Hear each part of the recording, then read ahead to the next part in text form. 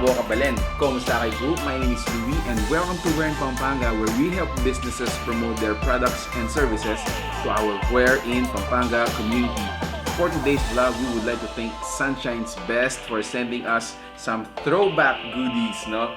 When I mean throwback, guys. Check out the refreshment dito sa left side ko. So, meron tayong scramble, ice scramble in a tub. So, they are claiming to be the first one to serve ice scramble in a tub, which can be, ordered and delivered. So, meron tayong dalawang flavors, I think. I mean, nung mga bata pa tayo, guys. Dalawa naman talaga mostly mga flavors natin for ice scramble. So, meron tayong strawberry and meron tayong chocolate. If I can recall, guys, tawag natin sa mga Kapampangan is bornebol. If I'm not mistaken, actually.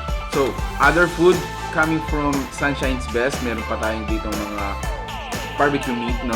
Various kinds of meat. Meron tayong, I think this is pisngi or tenga ng baboy. Meron din tayong isaw, pork barbecue. Meron tayo ditong, you can distinguish it, guys. It's head of a chicken. And then meron tayong chicken tail. Kapampangan, guys, Paldeo product. And then, meron tayong Adidas sa Kapampangan, commonly known as pangalkal.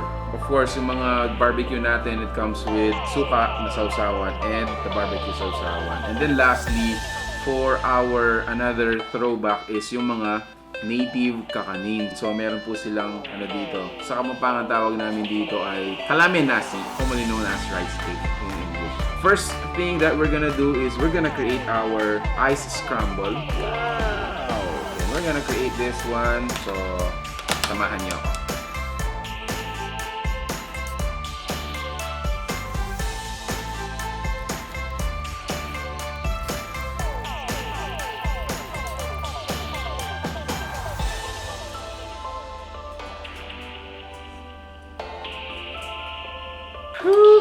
Okay, so again, guys, moment of truth again goes back to memory. Ang galing nga ng slogan nila. So, Mapapathrowback ka daw talaga sa sarap. And this is a staple refreshment food, lalong-lalo na kapag yung elementary tayo, guys, kapag recess time, which is the break time. Isa sa mga go-to natin is itong ice scramble. Napakasarap, ternohan to ng mga memories natin, kwentuhan, nung bata pa tayo na ito yung pinaka-staple natin na merienda. If you're craving for this, if you want to relive your memories with the ice scramble, guys, you have to contact me. Alright, so let me move on with the other dishes. Siguro, titikman ko dito is yung kanilang, you know it, I'm gonna try this chicken tail right here. Sausaw natin sa ating barbecue sauce.